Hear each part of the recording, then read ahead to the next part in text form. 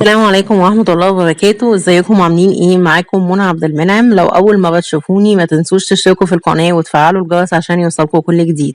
النهاردة بإذن الله هنعمل كفتة الفراخ. كفتة الفراخ من الأطباق السهلة البسيطة جدا، وطعمها مميز جدا. بيحبوها الكبار والصغار والأطفال كمان بتحبها جدا. وعموما الكفت من الأنواع الكفتة يعني من الحاجات السهلة في الأكل. يعني لو ناس ما بتحبش تاكل فراخ صحيحة، الكفتة والستيك والحاجات البسيطة دي بتبقى طعمها لذيذ جدا. هنشوف النهاردة ازاي نعمل كفتة فراخ بطعم مميز جدا. هنشوف هنحتاج ايه مع بعض. هنا دي فراخ مفرومة. انا هنا فرمت صدور فراخ حوالي كيلو. حابة تستعملي فرخة كاملة مخلية جلد وعظم وتفرميها مفيش اي مشكلة.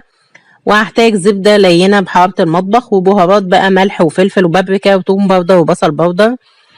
هنا بقى الخلطة دي او السائل اللي احنا شايفينه ده عبارة عن ايه؟ ده في الخلاط انا بحط بصلاية وطماطماية وفلفلاية وجزراية وفصين توم، وبضربهم مع كوبايتين مية وبضربهم كلهم في الخلاط. وبعدين بصفيها، بيطلع الناتج اللي هو ده ناتج التصفية. بتطلع المية لوحدها بخليها لوحدها، وبشر بقى الناتج اللي اتصفى ده بخليه لوحده.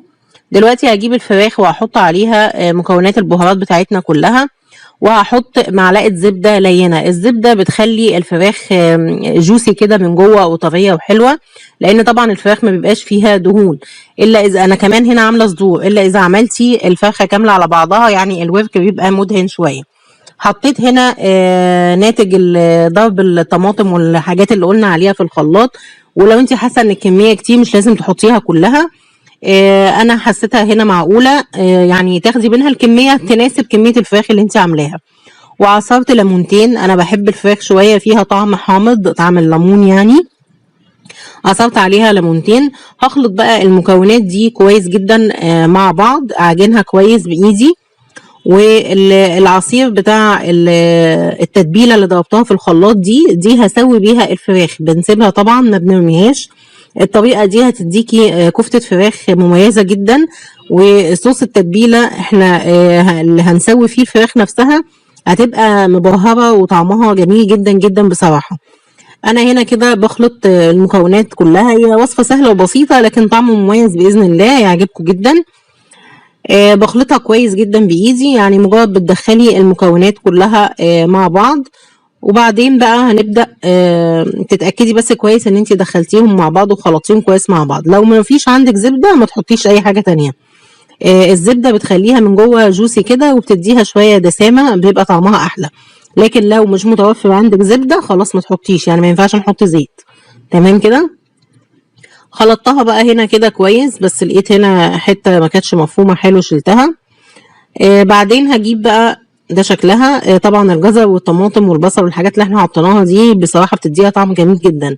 هجيب بقى طاسة تيفال او الجبلة اللي هعمل فيها، وده سيخ. انا بحب اصبع الكفتة على السيخ. حابة تصبعيها برضو من غير السيخ مفيش مشكلة. الحجم بقى انت بتتحكمي في الحجم، برضو حجم الصباع زي ما انت عايزة. هي بتكش بس بتكش بسيط قوي لان ما فيهاش نسبة دهون يعني كتيرة. يعني تقريبا الحجم اللي بتعمليه في كفتة الفراخ بيطلع تقريبا زي ما هو، اقل حاجة بسيطة جدا لا تذكر يعني. انا باخد كورة كده في ايدي وادعكها كويس في ايدي، وبعدين اصبعها احطها في السيخ، وزي ما احنا شايفين بايدي كده بضغط عليها بكفتها يعني. بضغط عليها كويس وبعدين امشيها كده على ايدي، وزي ما احنا شايفين شكله. وبحبها طويلة شوية. تمام. وبعدين بكون دهنة الجبال بسيط سمنة او زيت براحتك. خلصت الكمية كلها ورصيتها وحطيتها على النار، على نار عالية الاول لغاية ما جابت المية بتاعتها وصفت زي ما احنا شايفين كده شكلها. ابدأ بقى هنا دلوقتي اضيف الصوص بتاع التتبيلة. هو مخضر شوية علشان الفلفل. تمام. ضفت بقى صوص التتبيله، الفلفل، وكمان انا حطيت عودين بقدونس، مش عارفه قلت لكم عليها ولا لا. وبعدين سبتها تستوي خالص. شايفين شكله عامل صوص جميل. وهنا انا عملت لها فحمه، واحط الفحمه على النار طبعا تسخن، واحطها في قطعه فويل واحط عليها سمنه. شايفين شكل الكفته جميله جدا جدا وطعمها مميز جدا وهتعجبكم جدا جدا ان شاء الله.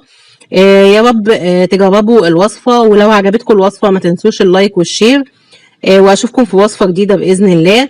وجربوا كفتة الفراخ بالطريقة دي هتعجبكم جدا ان شاء الله. احنا عندنا بصراحة بيفضلوها الولاد كتير، واللون الجميل الذهبي ده طبعا يعني جاي من صوص التتبيلة اللي هي استوت فيه.